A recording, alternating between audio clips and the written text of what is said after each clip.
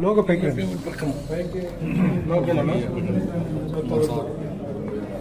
నమస్కారం అండి. నేను ఇప్పుడు పత్తికొండలో ఉన్నాను.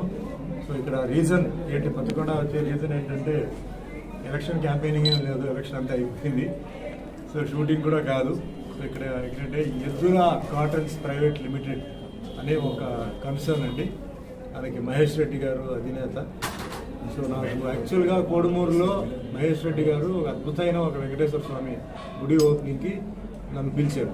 సో అక్కడ మాకు పరిచయం అయింది.